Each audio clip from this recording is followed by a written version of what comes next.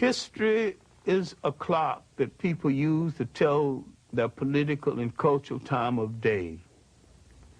It is also a compass that people use to find themselves on the map of human geography. History tells of people where they have been and what they have been, where they are and what they are. Most important, history tells a people where they still must go and what they still must be.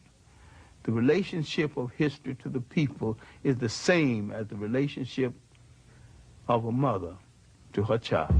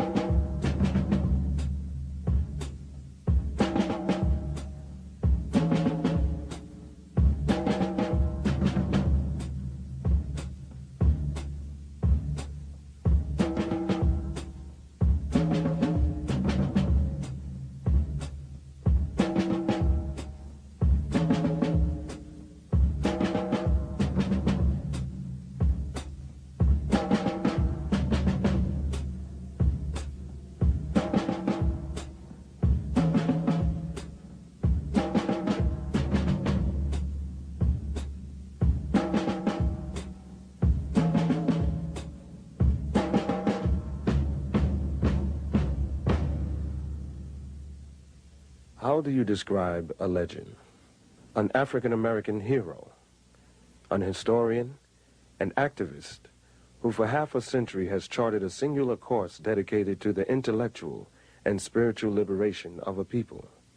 Though his eyes are now darkened by glaucoma, he continues to enlighten the lives of thousands of men and women through the pages of his many books and in university classrooms across the country. How do you describe a legend? You can't, really. But you can meet the men and women who influenced him. You can learn from him the hidden history of the African people. Learn from him a different way of making sense of this complex and often very confusing world. And you can let Dr. John Henrik Clarke tell his own extraordinary story in his own soulful style.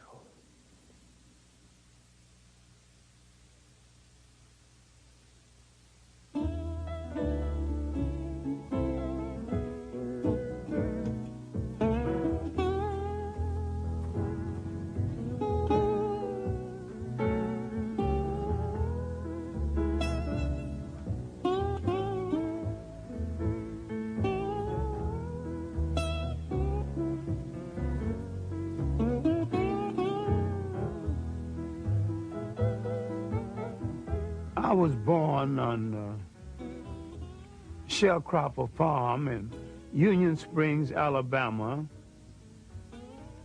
New Year's Day, 1915. That was a great feast day in our family. And because my mother was a favorite in the family and I was late arriving, she said that nothing would be killed in this family until my child is born. And I didn't arrive until 3, and everybody was hungry. The feast had not started, and I wasn't exactly welcome. They never quite forgave me for that, holding up the feast.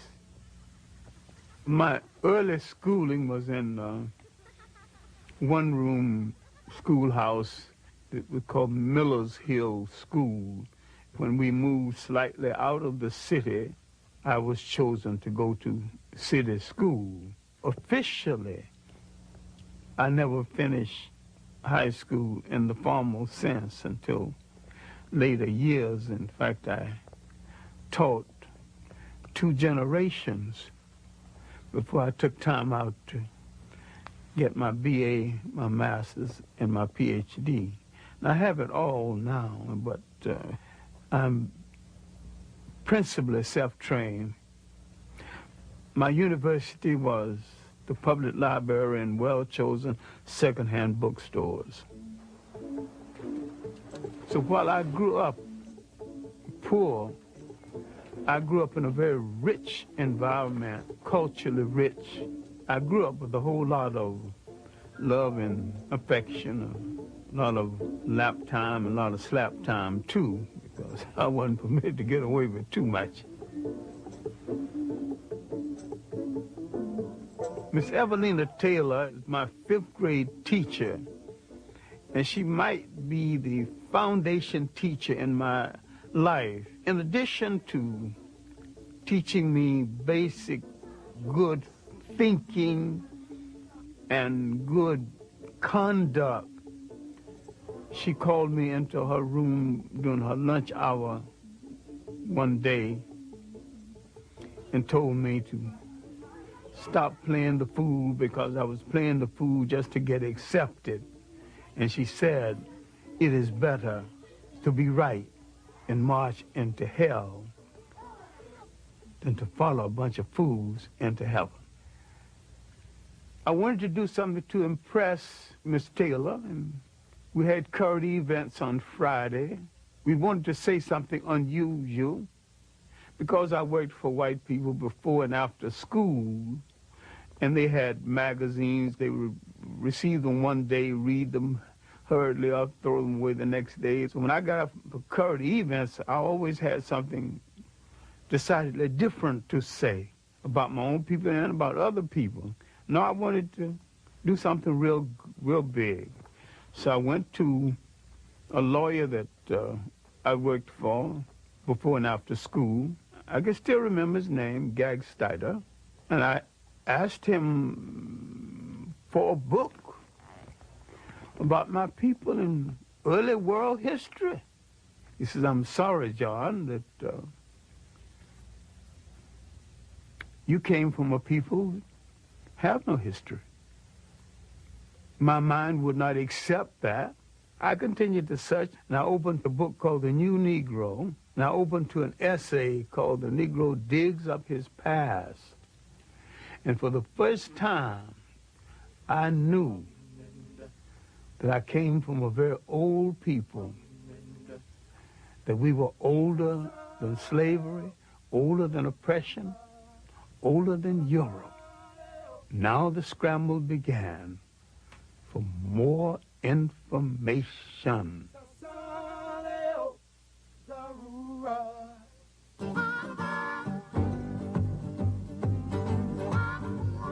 During the disaster years of the Great Depression, Americans in huge numbers take to the rails. They don't take Pullman cars or day coaches.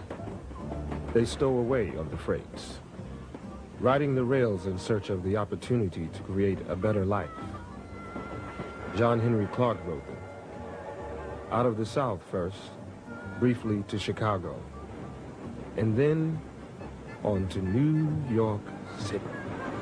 I had a dream. I thought that because I'd had some success in writing local plays, writing lyrics for songs for local plays, and that I could go write professionally. It was a dream, it's a fantasy. I was pursuing this fantasy. At 18, you can pursue all kinds of fantasies. In the shadow of Manhattan's towering skyscrapers lies black, sprawling Harlem, greatest Negro metropolis in the world. My impressions of the Harlem community, in the first place, it was a clean community. It was an orderly community. It was a safe community. It was a community with its customs that we have forgotten now. Street-speaking customs, strolling customs, social customs. There was a time when 7th Avenue, now Adam Powell Boulevard, was the street of choice. And you did not walk down 7th Avenue on Saturday or Sunday without a coat and a tie. There was a custom of getting your lady in your long good suit and walking down 7th Avenue to show her off. You would walk 15 blocks. Sometime when you had $1 or so to spend, you would take on the 5th Avenue open bus all the way down to New York University and all the way back. And she was satisfied, and the whole evening you hadn't spent $1. A lot of times you didn't have one. They sure don't make ladies like that anymore. There was a time there were 3 functioning vaudeville theaters in Harlem, all well patronized. The Lafayette, Harlem Opera House, and the Apollo. The old Lincoln Theater, now a church, used to be a legitimate theater where the plays downtown would be brought uptown with a play with a black cast. Tyrant, show thy face. And that was our Broadway. I got involved with the communists and the socialists and other radicals, and began to read literature on the Russia of that day and to see movies about Russia. I was never a member of the Communist or the Socialist Party. I was active briefly in the Young Communist League. We were looking for a way out of the condition in which we lived. And they opened doors for us and gave us a platform we otherwise did not have.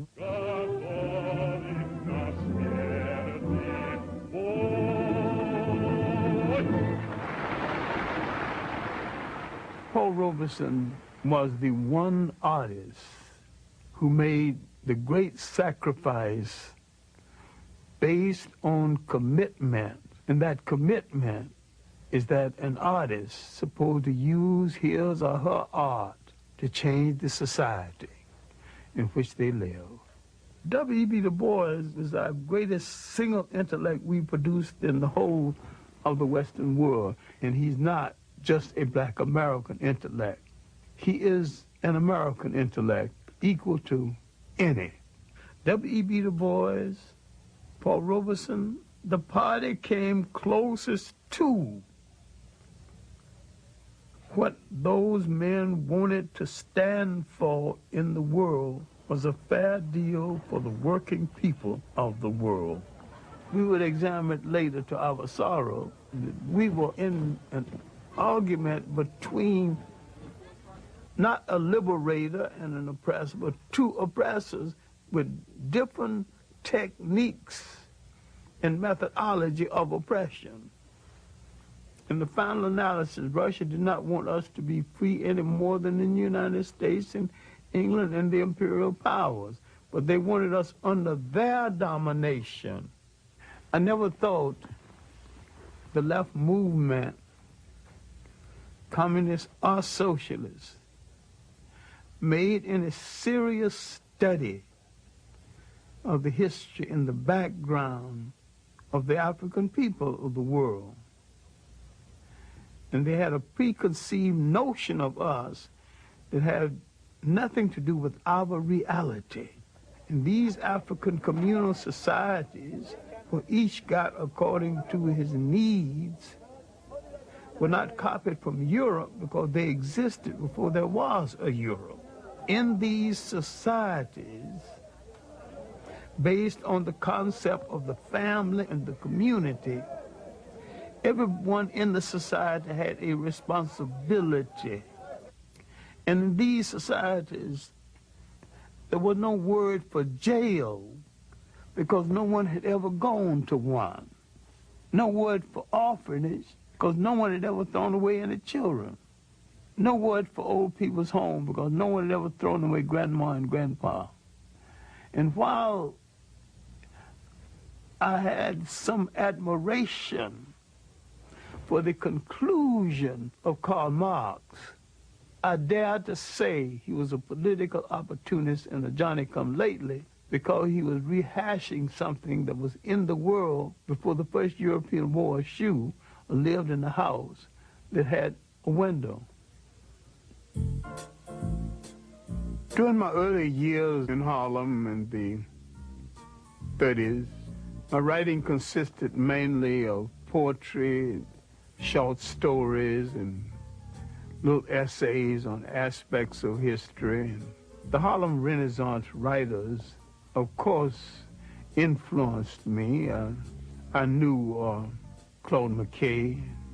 I knew Langston Hughes. I knew Richard Wright before he had published Native Son. I knew Wallace Thurman, O'Neill Larson, Jesse Fawcett. I found a pan-Africanist consciousness in a Langston Hughes and to some degree in a Claude McKay. But the rest of them were rather parochial. Finally, I got to meet Arthur Schamberg. Arthur Schamberg, mentor to 2 generations of African-American scholars. The legacy of this Puerto Rican-born historian is the world's definitive institution of its kind, Harlem's Schamberg Center for Research in Black Culture.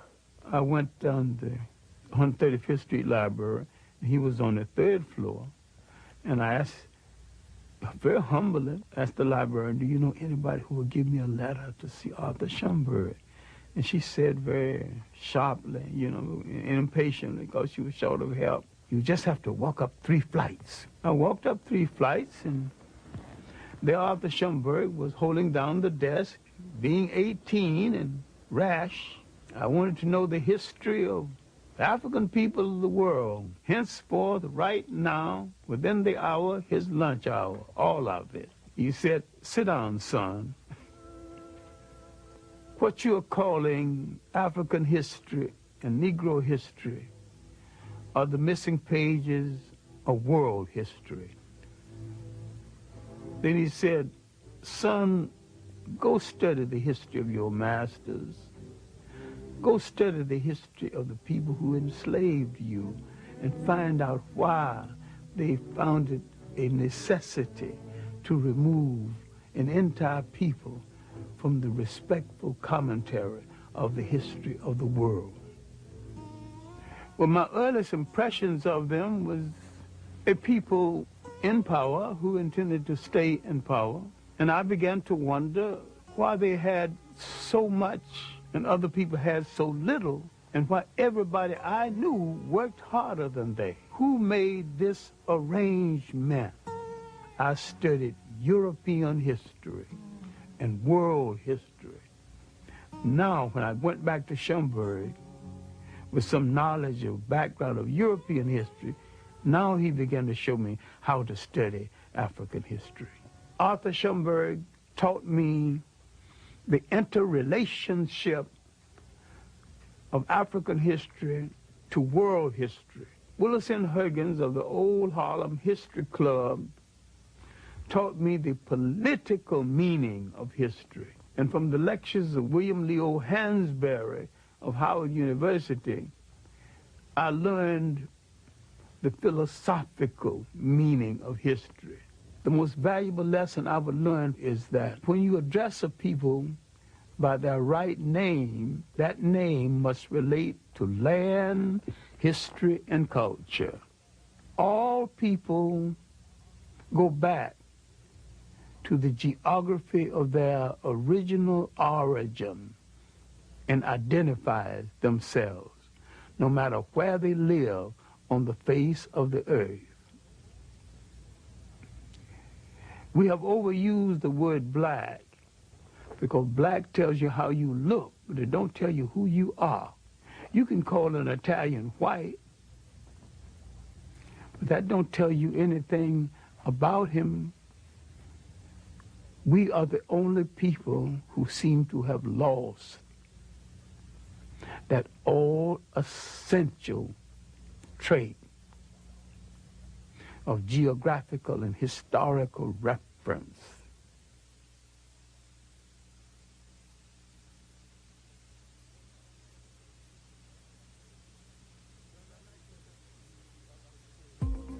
Around 1933 up until 1934, 1935, Harlem's main activity was how to make Harlem a congressional district so that Harlem could elect its own congressman.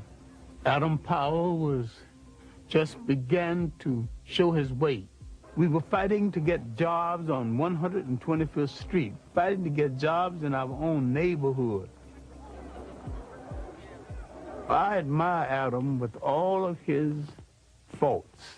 He was the best person that Black America has ever sent to Washington. He got the job done.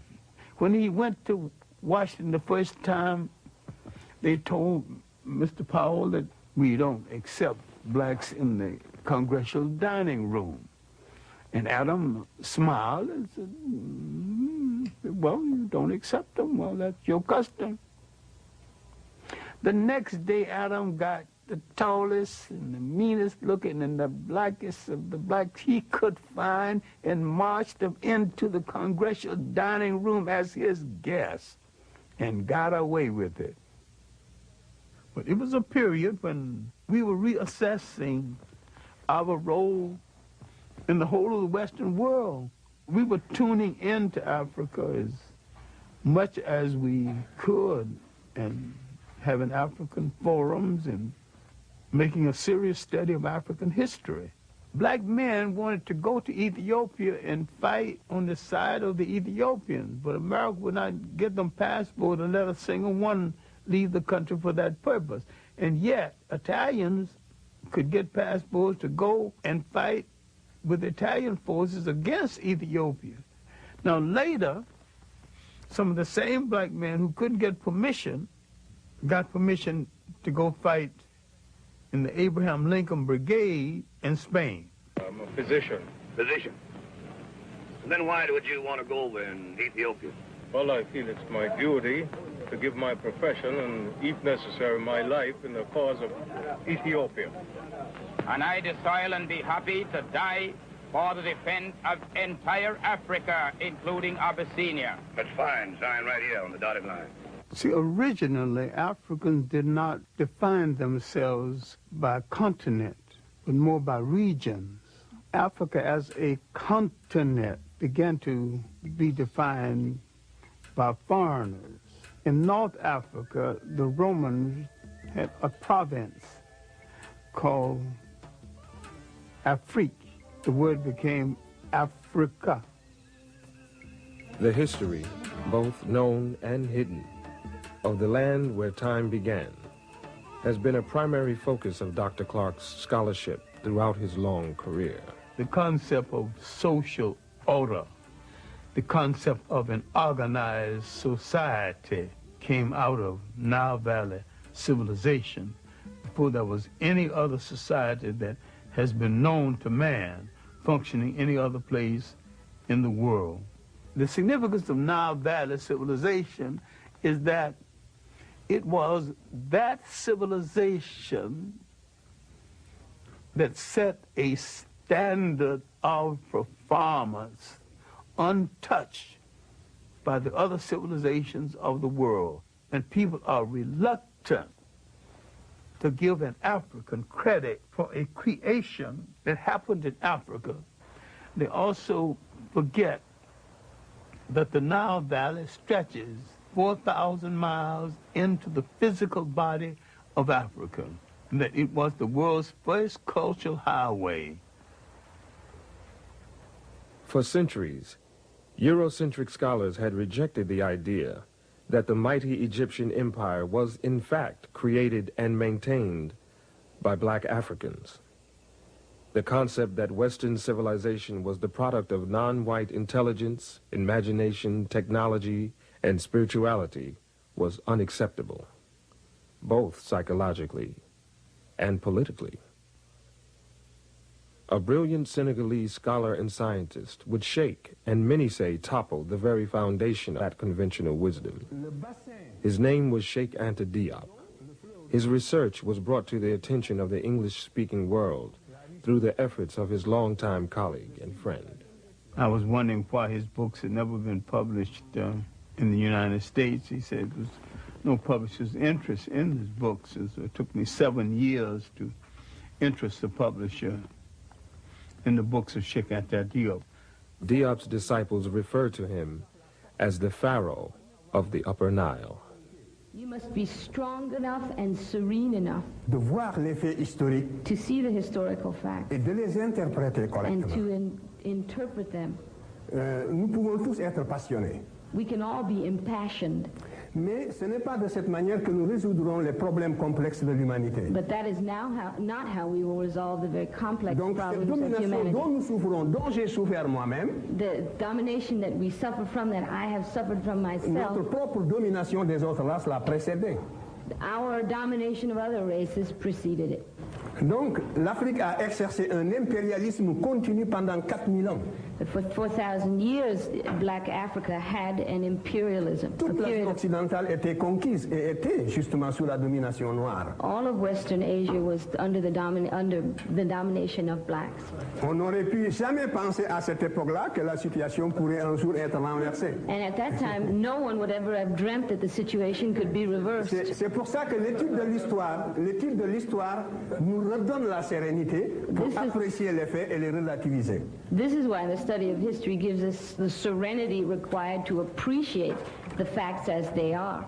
In 1974, he would challenge the major scholars of the world on the concept of Egypt not being anything other than an African state. In the conference on the peopling of Egypt, leading scholars of the world met and debated. Most of them wanted to put Egypt's origin outside of Africa. Sheikh Anta Diop and his protege, Theophile Obenga, placed Egypt within the context of Africa's totality. Sheikh Anta Diop was more than a historian. He's a scientist, he's a paleontologist, and he had proven that if he could get the pigment from some of the mummies, he could prove their African origins. All the rest of the conferees came just to disagree, and when it was all over, they had to admit these two men came prepared to prove their case. At that point, they began to close the door to the research of Sheikh Anta Diop.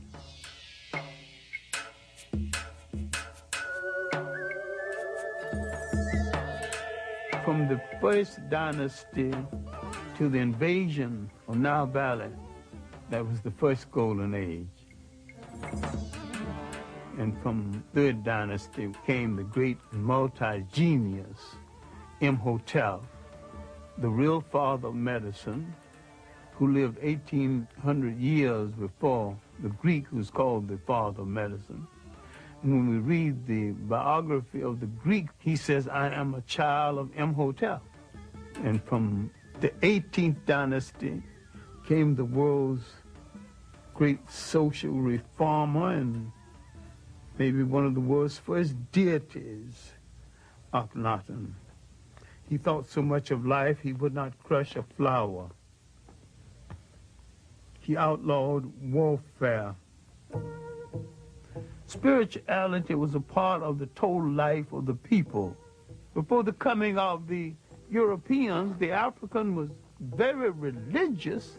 The step pyramid was originally built with a temple at the top where you can go up and pray. This relates not just to the glorification of a pharaoh, but the spiritual outpouring of a people. This is what made the civilization of the Nile so great. At the same time that Egypt was in its 24th dynasty, Europe was just emerging from its pre-literate past. The first show of European intelligence was a book called The Odyssey and the Iliad.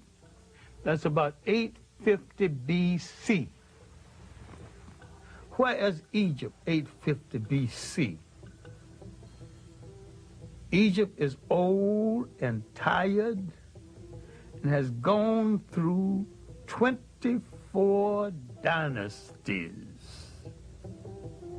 It is on the eve of its last great dynasty that will come from the pharaohs in the south. And the Europeans have just written a book of folklore.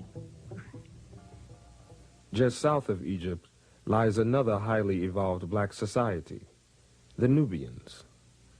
Their civilization thrived for some 3,000 years. I call the 25th dynasty the one dynasty from the south that moved up north and to tell their cousins, the Egyptians, how to rule a nation one more time. In the great show of history, this was Africa's last walk in the sun. It was a great and mighty walk. That walk had lasted 10,000 years. Now it's coming to an end. Europe is just being born. The very word Europe is not even being used.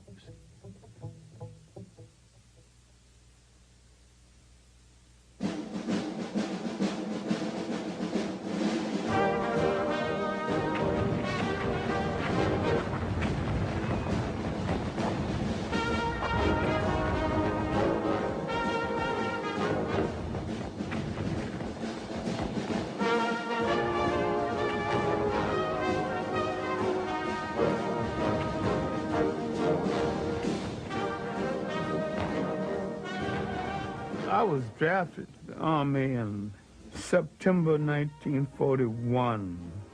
I can say with certainty I was probably one of the best clerks, one of the worst soldiers the Army ever had.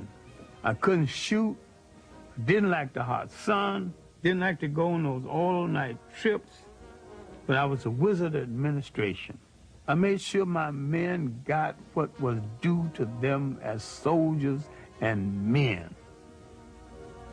Not as black men, but as soldiers and men. After I returned from the Army, it was not so much as finding myself again as a Pan-Africanist, but redefining myself as a Pan-Africanist. Remember, we had participated in a war that we were cynical about in the first place, and having participated in this war on a Jim Crow basis, getting out of the war, and there wasn't the employment that we had hoped would be there, I began to think more and more about the fact that African people would have to depend on themselves.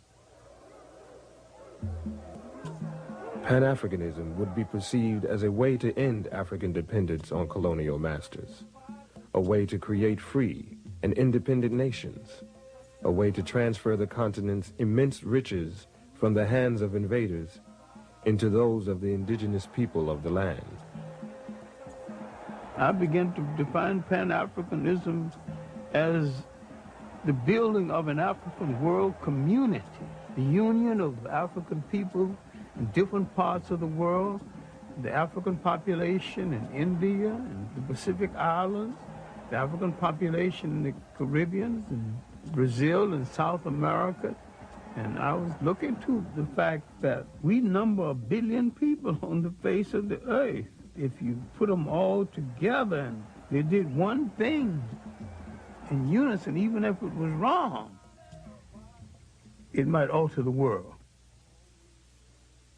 Africa has always been and still is the world's richest continent. Africa has always had things other people wanted, thought they couldn't do without, and didn't want to pay for. So therefore, there's always been an excuse to invade Africa. Alexander's invasion was the first purely European invasion of Africa. Everything that had happened in Egypt and in Africa before 332 BC was something that no European had anything to do with. Now we see the beginning of European occupation, and we see it as aggression, not bringing civilization, but destroying civilizations that it did not understand. The uninvited arrival of European armies in the Upper Nile Valley signals the beginning of the end for the highest civilization the world had known. The conquerors, quite literally, changed the complexion of the conquered. Now, you're beginning to get a mulatto-sized population that a whole lot of people keep misinterpreting as white. With each one of these invaders came the bastardization of the population based on the fact that for the sake of pleasure, the foreign soldier heads for the female population at a time the male population has been defeated in war. The Greeks' rule didn't last that long before they were challenged. An ambitious and well-dressed bunch of thugs across the ocean, not very educated, but they could fight like hell, called Romans, began to have ambition for the trade in the Mediterranean. Carthage, a powerful black state in North Africa, had imperial ambitions of its own. By the 3rd century BC, its forces had crossed the Mediterranean and established a large province in Spain. The military commander of Carthage had apprehensions about his Roman neighbors and warned his son to keep a watchful eye. Hannibal's father, he would point across the ocean and said, there's some evil people over there. We better bring the war to them before they bring it to us. Hannibal never forget. Hannibal is only 26 when he takes charge of the army. He launches an audacious military adventure, leading his men and their elephants over the Pyrenees Mountains into France, then pointing them across the Alps, boldly, toward Rome itself. Heavy casualties, overextended supply lines, and defection of allies drive Hannibal off the soil of southern Europe. He retreats back home to Carthage. The Romans have made a mission, almost a cult, out of the destruction of Carthage. They would meet each other in the mornings. Good morning, Roman citizen. Carthage must be destroyed. Yes, of course, Roman citizen. Carthage must be destroyed. Rome's legions clash with Hannibal near Zama. His troops are defeated. Hannibal is sent into exile. His once mighty nation becomes another colony of Rome and an administrative center for their empire. Now, the Roman Empire internally was not very rich. Africa became the breadbasket for the Roman Empire. And except for Africa, the Roman Empire would not have been able to sustain itself. Now, the Roman presence in North Africa is going to force into being one of the great events in human history. Roman taxation, Roman oppression would cause people to turn to new gods and question old gods, to turn to a story about a God who comes forth to rescue them. Now, they would draw from African folklore the story of the child in the manger. Now, what am I saying? Later, in retrospect, he was referred to as Jesus Christ. Now, you can argue about the coloration of Christ if you want to, but I can sell that very quick and we can go on to the next subject. Was he a Roman? The answer is no. Was he a Greek? The answer is still no. These were the only European types in that part of the world at the time. If he was neither Roman or Greek, he was one of those other people. And all of those other people were non-European and non-white.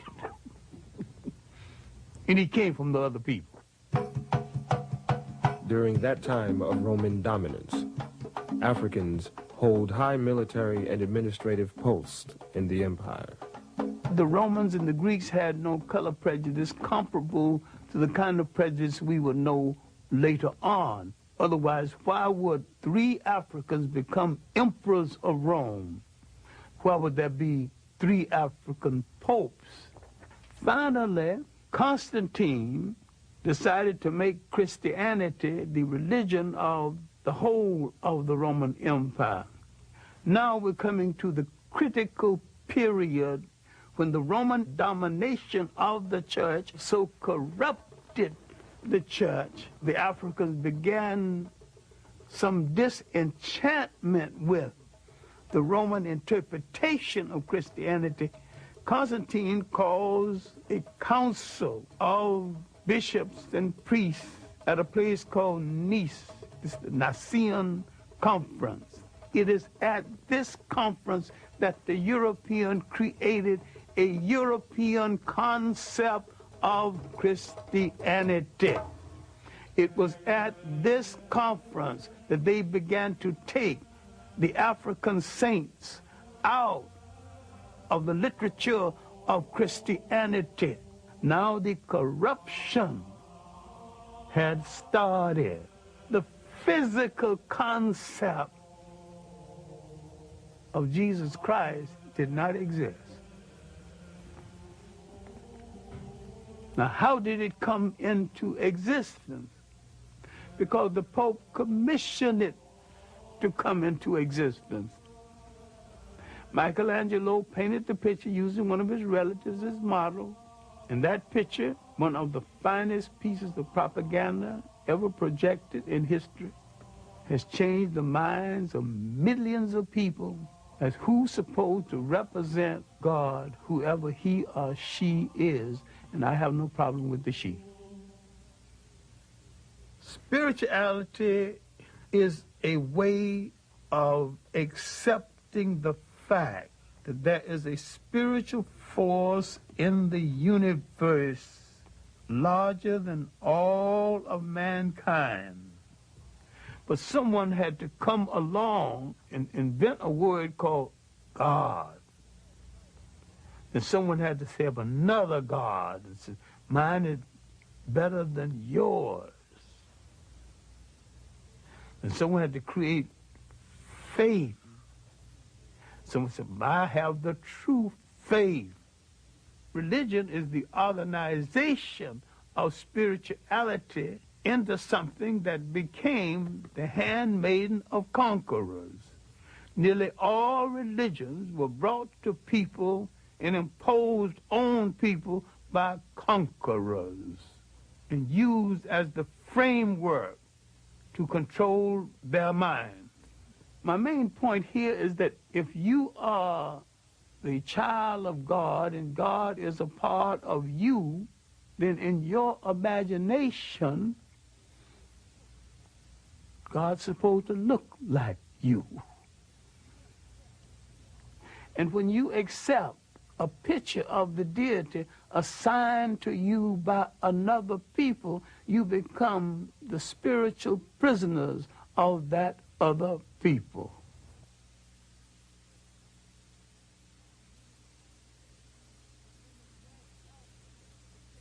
Many Africans became Roman citizens, just like many black Americans today. I have nothing to do with Africa. I'm an American. I'm a citizen. I'm an American. There were Africans way back there with that same kind of split personality silliness, not knowing where their ethnic identity belonged. Rome's hold over its far-flung provinces weakens. In North Africa, it faces a new and fierce challenge: Islam. The Arabs, noticing the weakness of the Romans in North Africa, began to court the favor of the Africans. Arabs convinced the local black populations to join in the struggle against a common oppressor. They also convinced many of them to abandon their traditional beliefs and pledge their allegiance to Allah. The Africans assumed that by supporting the Arabs would get the Romans literally off their back. They were right. The Arabs did get the Romans off their back, but the Arabs replaced the Romans on their back. And like most conquerors, they declared war on African culture and African ways of life. The Arab has always been a propagator and a defender of slavery. They've always rationalized slavery based on Islam. I do not think any religion sanctions slavery. And anytime you use a religion to sanction slavery, you're misusing that religion and misusing the word of God. Well, the Christians did it, and the Arabs have done it, and the Hebrews have done it. It's not right in any case. Islamic armies, their ranks dominated by African converts, defeat the Romans and push on to the continent of Europe. In the process, they capture Spain. There, the Africans and Arabs create a rich, cultured, and powerful empire. So powerful, it endures for 500 years. The achievement of the Arabs at this time is they have driven the Europeans out of the Mediterranean. The European now must go back into Europe. They have no empires, no great connections outside of Europe. And because of this, they ultimately would go into a period called the Dark Ages. People are confused because when the European mentioned the Dark Ages for him were not the Dark Ages for other people. Concurrent with his Dark Ages, the African had his third golden age. As Europe suffers, three great kingdoms are emerging in West Africa: Mele, or Mali, Ghana, and Songhai. These were lands of enormous wealth, generated by their control of the trade routes across the Sahara and the abundance of their gold mines. The kingdoms were known for their benevolent governments and their great respect for learning. For a while in history, there was only two great universities.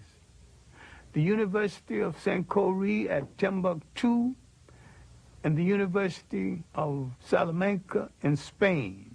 And the African was solely in charge of the one at Sankore and part in charge of the one at Salamanca. The Arabs had to some degree institutionalized the practice of African slavery. The Europeans internationalized it. In Europe, the wealth amassed from the slave trade makes the Industrial Revolution possible, while laying the foundations of modern capitalism. In the Americas, the traffic in human souls creates a vast African diaspora, millions upon millions of people ripped from their homelands, transported in chains to a distant, hostile world. The European came into Africa as a guest and was treated as a guest. The Africans unsuspected, political, naive, and some of them still are, because he had nothing against the Europeans and he had never enslaved any Europeans. He just assumed automatically no European would enslave him. He had never dealt with anyone who would enslave the host and the wife who cooked the meal and lie about it. Around 1442, the first slaves would be taken out of West Africa. Spain and Portugal goes to the Pope, the leading arbitrator of that day, the one person in Europe with the greatest authority. The Pope would say to Spain and Portugal, you take the East and you take the West, and you two good Catholic nations start fighting among yourselves. And then the profound statement before departure, You are both authorized to reduce to servitude all infidel people. The slave trade now had been sanctioned, and Europeans had been told they need not feel guilty of it because you're doing this to an infidel who is outside of God's grace. England went into the slave trade with a vengeance, led by Captain Hawkins and the good ship Jesus. The ship was called the good ship Jesus. The coat of arms on the ship was two Africans bound back to back with their arms tied. So they saw no contradiction in being in the slave trade and being Christians at the same time. We cannot deal with this enough because we're still suffering from this inside of the mind of a lot of people in this world, into the millions. We are outside of humanity, outside of the grace of God. That's a terrible feeling as you walk the earth, because what has been taken away is your essential humanity, your human beingness. And when they take away your human beingness, they take away your nationness.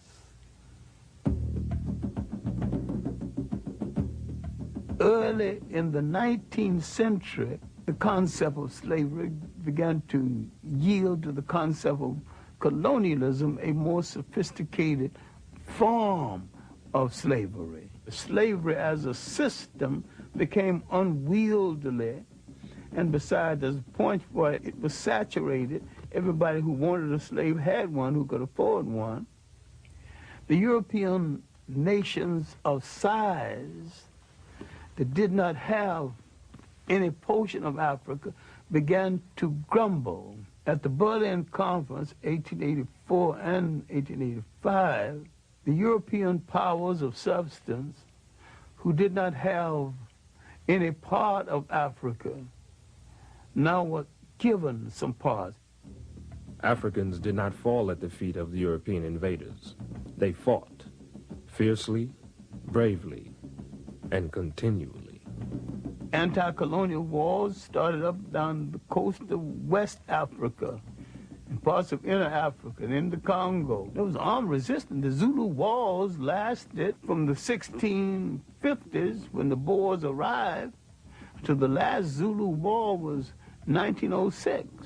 In Ghana, the Ashanti wars lasted from early in the 18th century to the last Ashanti war, led by a woman, Ye Asantewa, in 1900. For a while, it looked as though the Europeans would not be able to hold on to the continent. More manpower and more ruthless treatment brought it mainly under their control. By 1884, 1885, and afterward, there wasn't no dispute about who was in charge of Africa, just who was in charge of what part of it. We have been hung up with a myth, the myth of the conqueror and the invader as the bringer of civilization. No people ever brought civilization to another people at no time and at no place in history. It's one of the most protracted lies we ever listened to. Civilization is the art of being civil.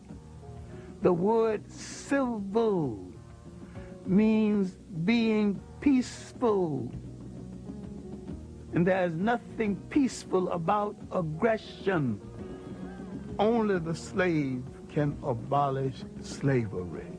If someone is on your back, you have to bend a little to balance them on your back. Now, the best move if you want to get them off of your back is to stand straight up.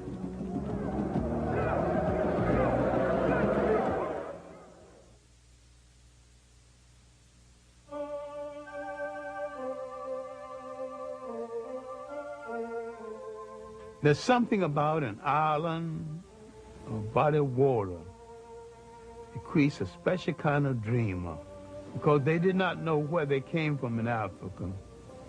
They dreamed of the whole of it, bring it all together in one piece. The seeds of Pan-Africanism, planted in the United States during slavery years, later flourish in the fertile soil of the British West Indies. Trinidad produced the three greatest Pan-Africanists, H. Sylvester Williams, C.L.R. James, and George Padmore. In Trinidad, they found the Pan-African League. H. Sylvester Williams would eventually call it Pan-African. He would call a conference in London in 1900. A few scattered Africans, a few people from the Caribbean, W. Du Bois from the United States. They did not ask for the independence of African states then. They asked for preparation. Give us the kind of education that will prepare us for eventual independence. They were reasonable, but they weren't listened to. And yet the conference made some kind of impression. After the first Congress, Du Bois would be the leading light from the second through fourth. But the most meaningful, the one that Du Bois called in Paris, as a result of this Congress, Du Bois came to center stage as the leader and theoretician of Pan-Africanism. Pan-Africanism wasn't exactly new because black Americans were practicing it long before someone gave it a name. The African settlement movement, the movement that settled Liberia, was in form of Pan-African movement. The so-called Negro Convention movement was most a discussion of how you bring the African world together. That whole 19th century was Pan-African thought. Prince Hall, his development of the black Masonic order that he called the African Lodge. The search for a place in Africa for settlement by Martin Delany and Robert Campbell. 1829, David Walker's appeal to the colored people of the world was basically a Pan-African appeal. All of this before we come down to the end of the 19th century. The ultimate Pan-Africanist, of course, was the Jamaican Marcus Garvey. Citizens of Africa, I greet you in the name of the Universal Negro Improvement Association and African Communities League of the World. You may ask, what organization is that? It is for me to inform you that the Universal Negro Improvement Association is an organization that seeks to unite into one solid body the 400 million Negroes of the world. It was soon after the end of World War I. The Secretary of War had told the black American soldiers that their lot would not be appreciably changed by virtue of the fact that they fought in the war. There had been an investigation. It was discovered that many of the nurses wouldn't treat black soldiers in the hospital, wouldn't even touch them. Some of them died as a result.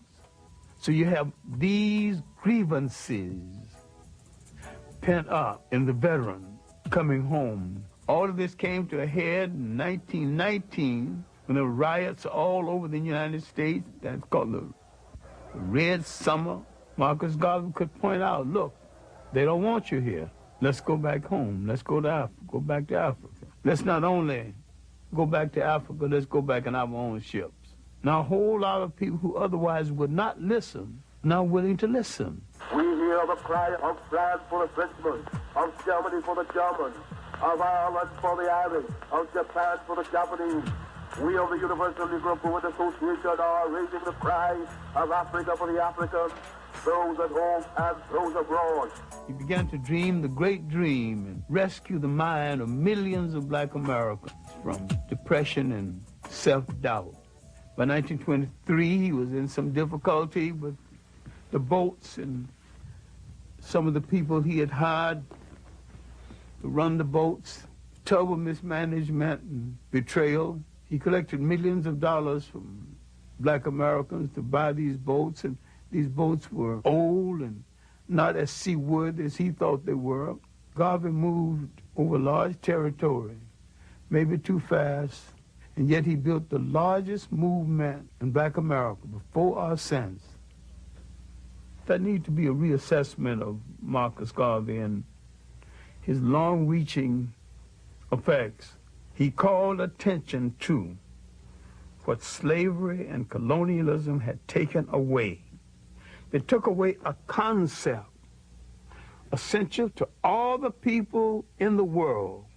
They took away the concept of state management and state maintenance. Once you are taken from the geography of your origin and forced to live in a state designed by others, you're still the slave to the man who's astute enough to control a container called the state. The cannons of World War II were barely cold when Africans met in Manchester, England. They were prepared to claim that container called the state for themselves. The Pan-African Congress of 1945, now you have the one thing you did not have in the rest of them. You have Caribbean scholars, African-American scholars, not a whole lot, and Africans themselves are now participating. We're not talking about Africa out of the presence of Africa. Now you're talking about Africans with the Africans on the scene. One African being the co-convener of the conference, Kwame Nkrumah. Out of that fifth Pan-African Congress came the mentality, the basic planning to rule and to take over a nation. The others were saying, give us the education. At the fifth Pan-African Congress, they said, we got the education, we got the manpower, we want to rule now. The people of Ghana resisted British rule from the very beginning. In March of 1957, they become the first Africans to win their freedom. Kwame Nkrumah was ready to rule. When I knew Nkrumah in the Harlem History Club days, my impression of him was not as the future head of state, but as an African who's going to go back and make a major contribution to his nation, and he was a committed African.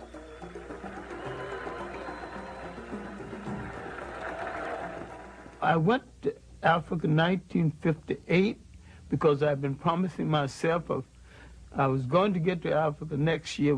That promise of myself went on for about 5 years before I actually got there. When I got there, all I had was a return ticket. I told an African who had read one of my stories in an African magazine and wrote and got my address.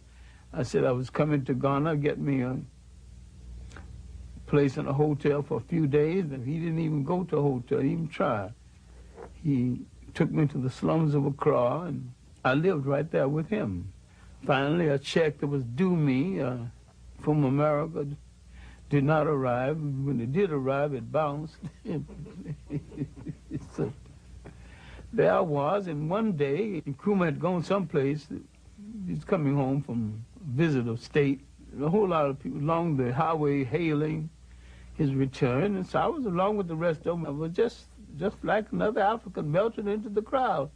And he spotted me, and they stopped the Rolls Royce, and the motorcycle drivers pulled their guns, thought that someone was about to hurt the president, you know.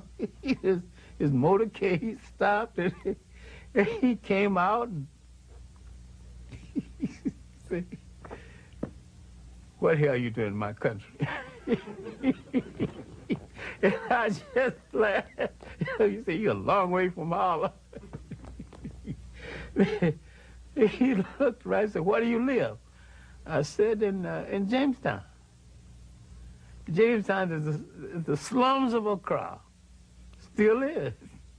He shook his head and said, you sure must love Africa.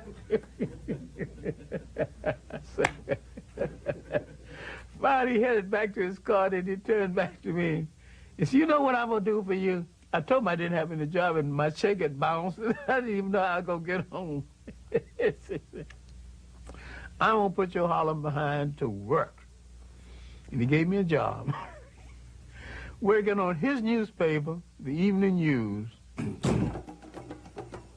The significance of Ghana's independence at that time is that it gave spirit to the whole of the African world. It was a major impact on Black America because it came at the time the civil rights movement was reaching a crescendo, a great height. His first vision of pan-Africanism was the physical unification of Africa. And he said that Ghanaian freedom won't mean anything until the rest of Africa is free. So the spirit of Ghanaian independence would create a light of hope in the rest of Africa. And this is what Kwame Nkrumah was trying to build. This is what the intelligence services of the United States, England, and France had to destroy to keep the example of Ghana from emerging. What went wrong was our misunderstanding of what a state consists of and the responsibility that goes into holding one together. And our dependence on our colonial masters more than we anticipated. We who had longed so much for power, we wanted power. When we got close enough to touch it, we realized we hadn't even decided what we're going to do with it once we get it. Now, I want to take this opportunity to welcome again to the United States, which he knows so well, the first citizen of Ghana, President Nkrumah. I was in the anti-poverty program in Harlem, and when Nkrumah came and spoke at the United Nations, I got the picture and showed it to them, and I got the speech.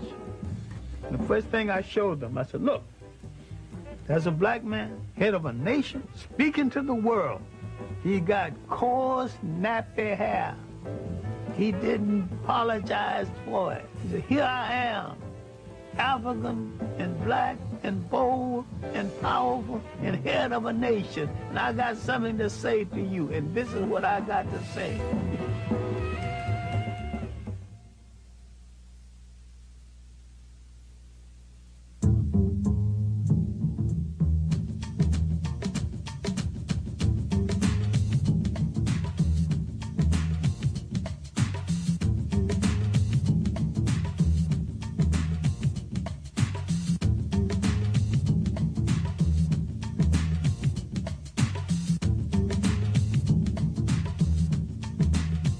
The passive resistance of Gandhi, and we should understand this, was a strategy. I regard myself as a soldier, though a soldier of peace.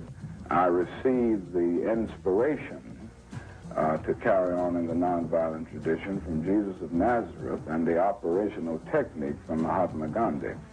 The passive resistance of the civil rights movement was sold as a way of life. A strategy is never a way of life. A strategy is something you use the same as you use an orange. When the juice is gone, you throw it in the garbage can. And Mahatma Gandhi was an East Indian nationalist, but a very skillful politician. And he always had a violent alternative waiting in the wing just in case his nonviolence didn't work. Today marks the beginning of a determined, organized, mobilized campaign to get the right to vote all over this state.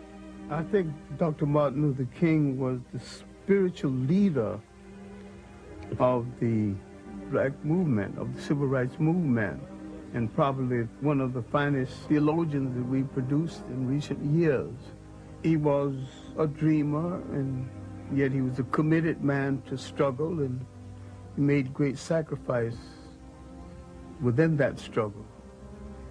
I had some strong disagreements with him. I never thought that we should be locked into the concept of nonviolence as a way of life. I was perfectly willing to use it as a strategy. I think we should be slow in criticizing Martin Luther King. He was brave enough to put his life on the line for what he believed. We are still here talking. That's proof enough of his bravery over ours.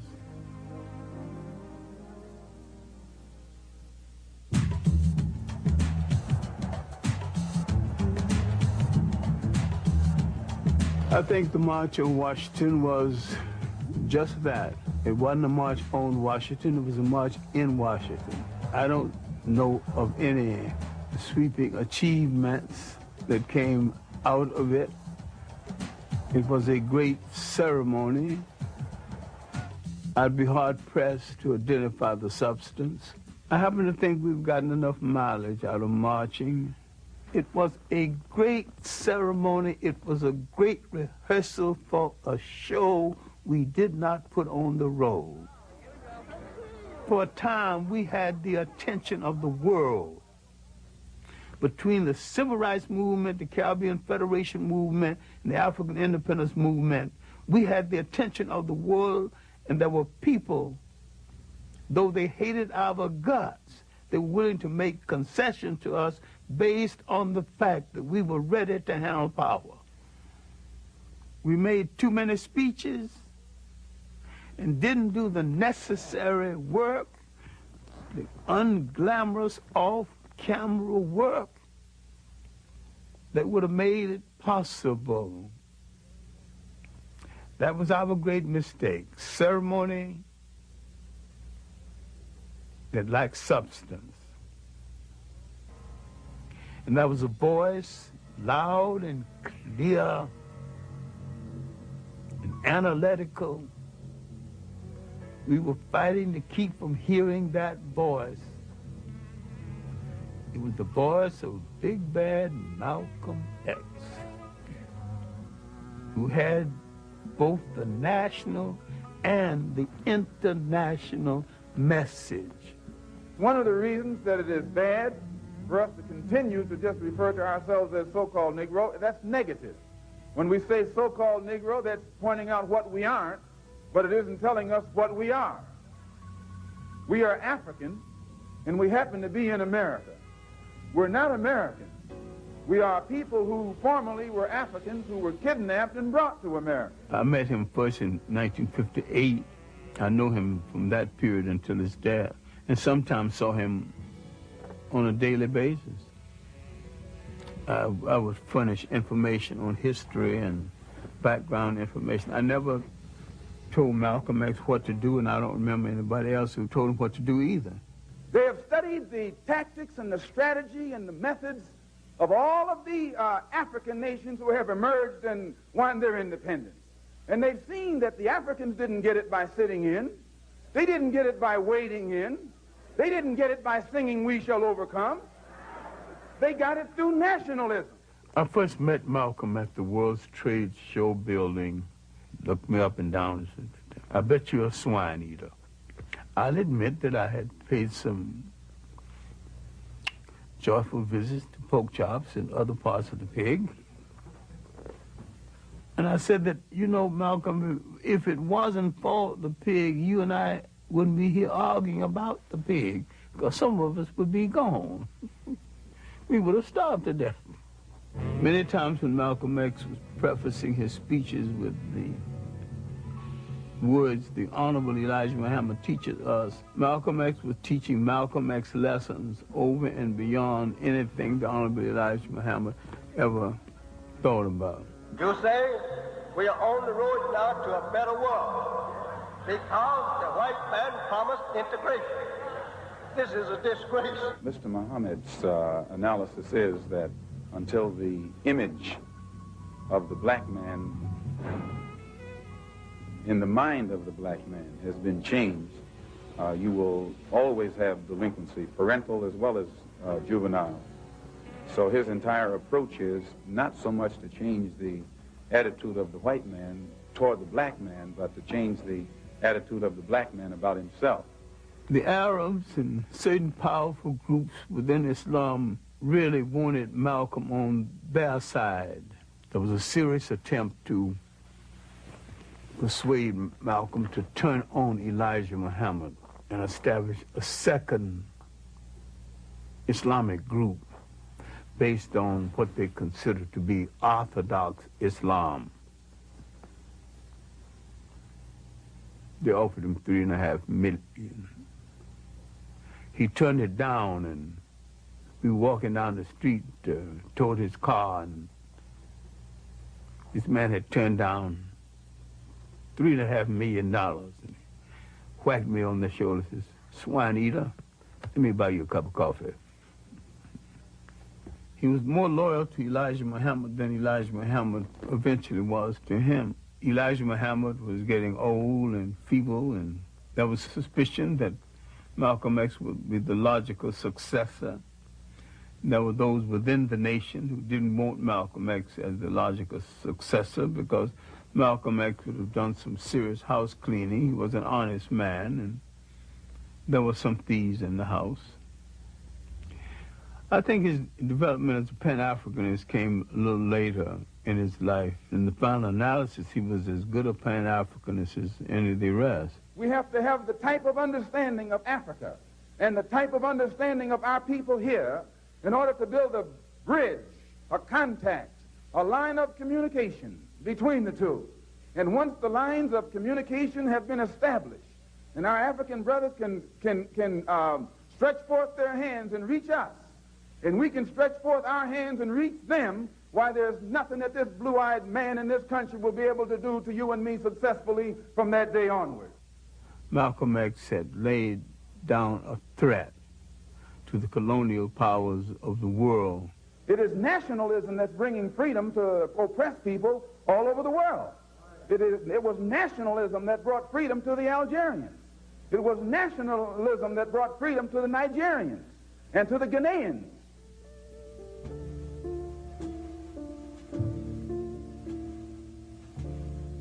I do not think Malcolm X's murder was a local American thing. I think it was a larger thing than that.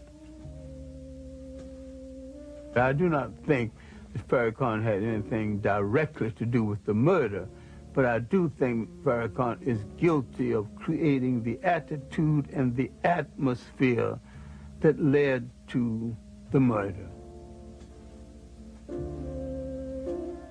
Without Farrakhan, Malcolm X, I think, still would have been assassinated. We were friends from the day we met until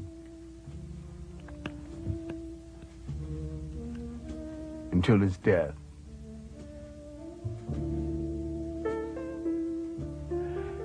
When I got the word of his death, I was in Connecticut. I'd gone up to make a speech in Connecticut, and I was at a Jewish home. Someone announced that he had died, and then someone added, dismissing the whole thing, that after all, he was anti-Semitic. I know the man well enough to know that he really didn't hate anybody. He hated certain things people did. He wasn't a hater at all, and they spoke as though they had the right to tell us who should and should not be our hero.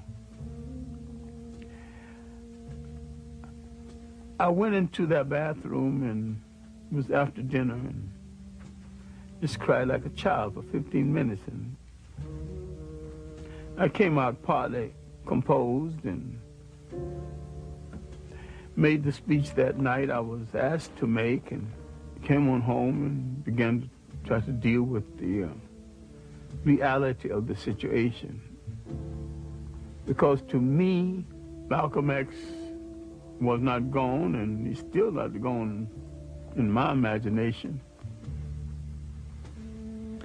The whole year after his death, I almost got the feeling that we were having our usual conversation. I was always in it. What can I do? And finally, I got the feeling that he had said, do your best work. I was a good teacher before that. I was a better teacher and a better human being after that, because I knew that being a good classroom teacher was my best work.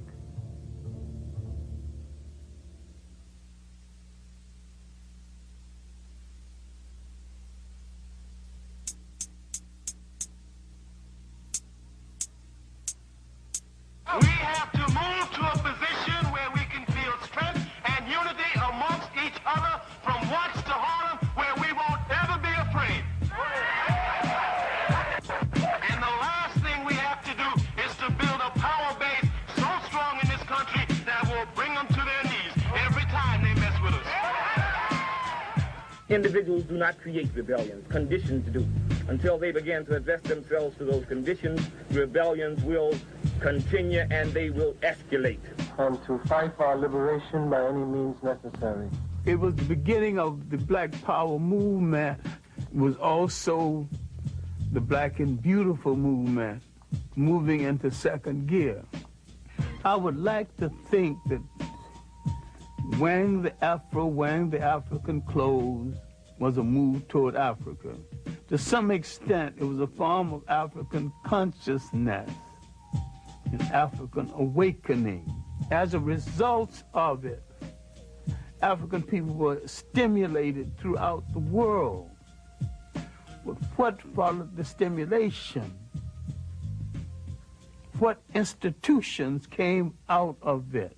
What of lasting value came out of it?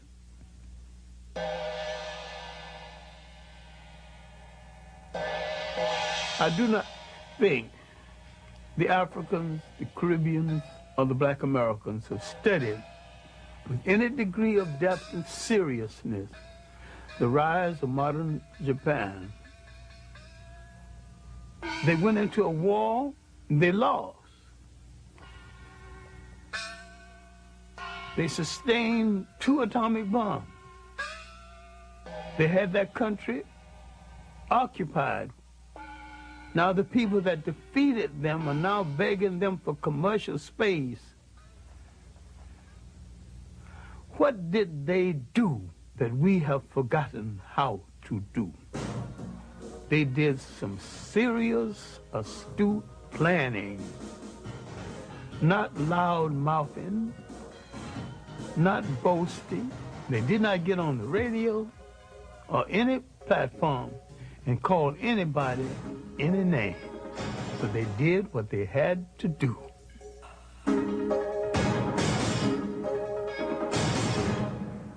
If we're carrying out a well-designed program for liberation, if it's written out, any literate person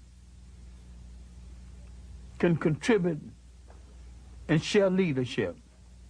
So if the leader dies while you're on page 13, move to page 14 and continue the struggle. Bury the man, continue the plan. I think every person that calls themselves a leader, a preacher, a policymaker of any kind should ask and answer the question in his own lifetime: how will my people stay on this earth? How will they be educated? How will they be schooled? How will they be housed? And how will they be defended? The answer to these questions will create the concept of enduring nationhood, because it creates the concept of enduring responsibility. Good morning. Assalamu alaikum. My dear brothers, black men, strong black men, upright black men, sober black men, together black men, unity black men, freedom black men, justice black men. Welcome to the Million Man March. 1 million black men make their way to the nation's capital. They are answering Minister Louis Farrakhan's call for unity, redemption, and atonement. It's the largest demonstration in American history. Marching is a strategy, and I think we have gotten enough out of the strategy. I think the march is a waste of shoe leather, gas, and energy. I have some serious problems with any kind of march for our liberation that leaves out one half of the mentality of our people, the women. I don't buy the rationale that the women need to stay home and take care of the children, you know. I ain't buying that.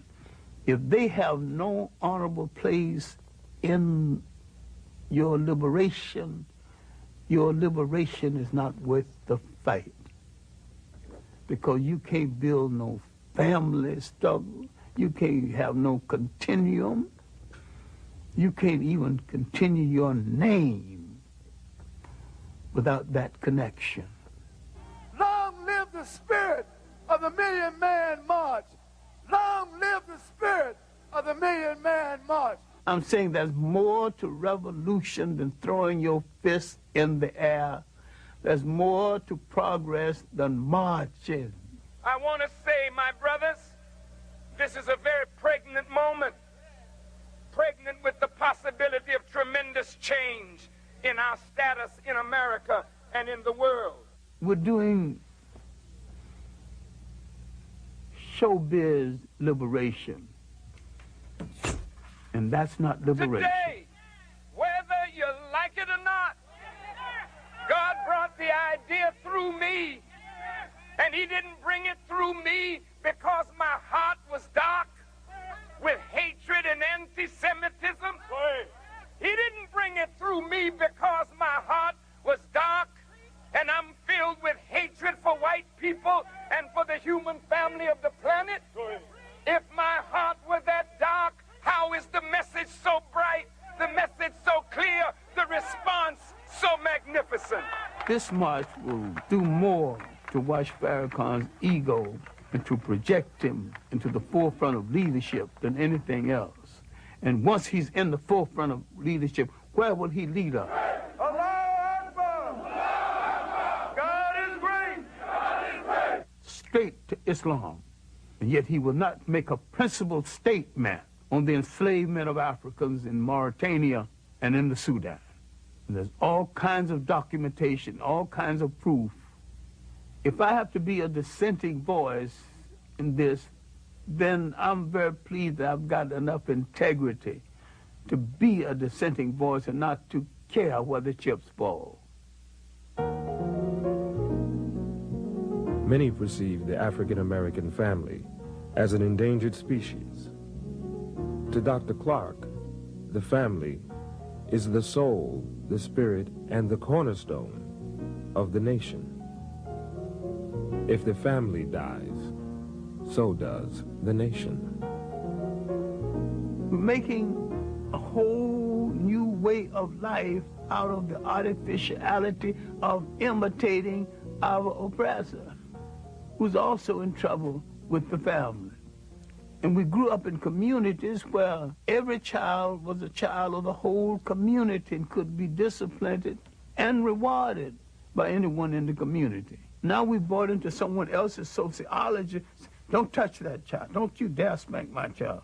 When formerly, your mother left you alone and said, if they misbehave, you can spank them. We don't have that kind of relationship one to the other anymore. After emancipation, we made a monumental effort to find broken bits and pieces of our families. My own grandmother spent 3 years wandering around Virginia trying to find her first husband, who had been sold to a slave breeding farm in Virginia. But the major thing was we were trying to put families together and to have family connections. Our new mission of liberation is to put strong families together again, because the family is not only the embryo, the beginning of all that we can call civilization, but it's the beginning of all anyone can call a civilization. Because this is the essential network that leads to nation. There's some common sense things we can still be doing. Our communities are miniature nations. We have to control them. Control the real estate in those communities. Control the education in those communities. You cannot write the history of this nation as though it is only a white nation. It's a multicultural nation. I'm saying whatever the solution is, either we are in charge of our own destiny or we are not in charge. On that point, we got to be clear. You're either free or you're a slave.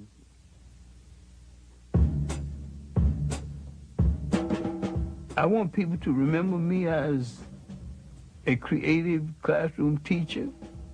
I'm self-educated, and I've read more books than most men see in a lifetime. Fortunately, I still remember the better portions of most of them, but I haven't seen the last of my life or the last of my energy. So I decided if you lose your eyesight, increase your insight. Use what you got and keep on doing the things that give your life meaning and give your life definition. I like for them to remember that I have been consistent. I took certain principle stands in my late teenage. Now at the age of 80, I have not discarded these principle stands.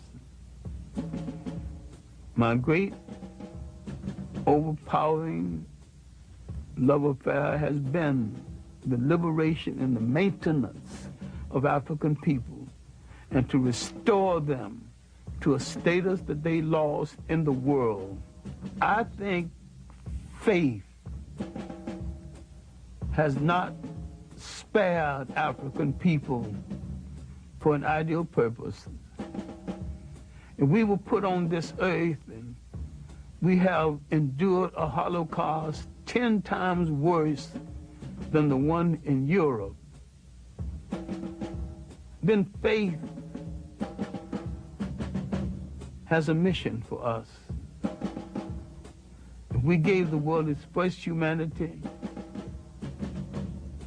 maybe we have the capacity to give the world its next humanity.